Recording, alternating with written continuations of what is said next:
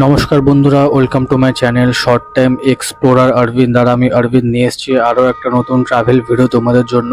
তো আজকে তোমাদেরকে আমি এক্সপ্লোর করে দেখাবো তপোবন। হ্যাঁ গাইজ, এটা কিন্তু সেই রামায়ণ তপোবন, যেটা তোমাদেরকে আমি এক্সপ্লোর করে দেখাবো। তো এখানে তোমরা কি করে যাবে এবং এর ইতিহাস কি, সবই তোমাদেরকে আমি শেয়ার করব। তো ভিডিওটা শেষ অবধি দেখতে থাকো। আশা করি আজকের ভিডিওটা অন্য অন্য ভিডিওগুলোর মতনই তোমাদের ভালো লাগবে।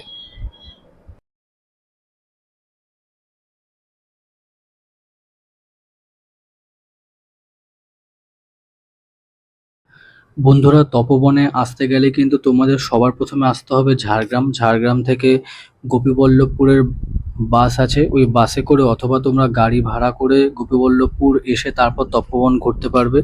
আর এইগুলো কিন্তু খুব অফবিট প্লেস, তো আমার মনে হয় গাড়ি ভাড়া করে আসাই ভালো, কারণ বাস খুব কমই থাকে এখানে। আর গোপীবল্লভপুরে আরও অনেক ঘোরার জায়গা আছে। এর আগের ভিডিওতে তোমাদেরকে আমি রামেশ্বর মন্দির এক্সপ্লোর করে দেখিয়েছি, আর এর পরের ভিডিওগুলোতেও তোমাদের আমি দেখাবো গোপীবল্লভপুরে আর কি কি ঘোরার জায়গা আছে। তো এখন বন্ধুরা আমরা চলে যাচ্ছি তপোবনের জঙ্গলের ভেতরে। আর রাস্তা দিয়ে আসার সময় কিন্তু দুধারে পুরো ঘন জঙ্গল ছিল। তোমরা যদি এখানে শীতকালে আসো তখন জঙ্গলটা আরও অনেক ডিপ থাকবে, কারণ তখন বর্ষার পর আরও নতুন নতুন গাছপালা হয়।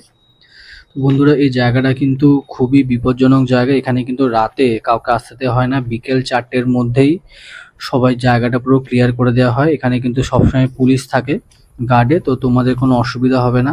আর জঙ্গল কিন্তু কাঁটাতার দিয়ে ঘেরা থাকে, যাতে জঙ্গল থেকে কোনো জীবজন্তু না বেরিয়ে আসতে পারে।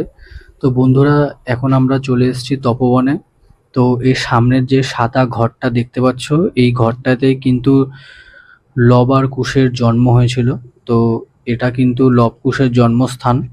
আর সামনে যেই ইটের বেদিটা করা আছে, এটা কিন্তু বাল্মীকি মুনির সমাধি বলে সবাই বলছে এখানে, মানে এখানে যারা সন্ন্যাসী আছে, সাধু বাবারা আছে, তারাই বলছে। তো ওই জায়গাটা খুবই সুন্দর, খুবই নিরিবিলি আর খুবই হিস্টোরিক্যাল প্লেস একটা। তো এখানে এখন বেসিক্যালি সাধু সন্তরাই থাকে, তারাই ধ্যান করেন, যজ্ঞ-টজ্ঞ করেন, ঠাকুরের নাম গান করেন। তো এই বিল্ডিংগুলো যে তোমরা দেখছো, মানে ঘরগুলো কিন্তু এখন নতুন করা হয়েছে, কিন্তু কিছু কিছু ঘর আছে যেগুলো খুবই পুরনো। যেরকম লব কুশের যে জন্মস্থানটা আছে, সেই জন্মস্থানটা কিন্তু খুবই পুরনো, কারণ এর পাঁচিলগুলো খুবই মোটা মোটা। আর এই যে সাদা এই স্তম্ভটা আছে আর ইটের যে ঘেরা করা, এটাই কিন্তু বাল্মীকি মুনির সমাধি স্থান বলে এখানে যারা সন্ন্যাসীরা আছে তারা বলছে। তো জায়গাটা খুবই সুন্দর। আর এখানে কিন্তু কোনো আশেপাশে দোকানপাট নেই। তো তোমরা যদি এখানে গাড়ি করে আসতে চাও, তো তোমাদেরকে বলবো অবশ্যই জল ক্যারি করবে আর কিছু ড্রাই ফ্রুটস ক্যারি করবে, যাতে তোমাদের রাস্তায় কোনো প্রবলেম না হয়। আর অবশ্যই এখানে এসে কিন্তু তোমরা কোনো প্লাস্টিক বা নোংরা ফেলবে না। যে কোনো জঙ্গল বা যে কোনো ট্যুরিস্ট স্পটই কিন্তু আমাদের উচিত পরিষ্কার রাখা। তো তোমরা চেষ্টা করবে একটা বড় ক্যারি ব্যাগে সব রকম ওয়েস্টেজগুলো জড়ো করতে, এবং তারপর কোনো একটা ডাস্টবিন দেখে সেগুলোকে ফেলে দিতে। তো এই জায়গাটাতে এখন সন্ন্যাসীরা যজ্ঞ-টজ্ঞ ধ্যান-ঠ্যান করেন। তো জায়গাটা খুবই সুন্দর গাইজ। আশা করি তোমরা যদি আসো তোমাদের অবশ্যই ভাল লাগবে।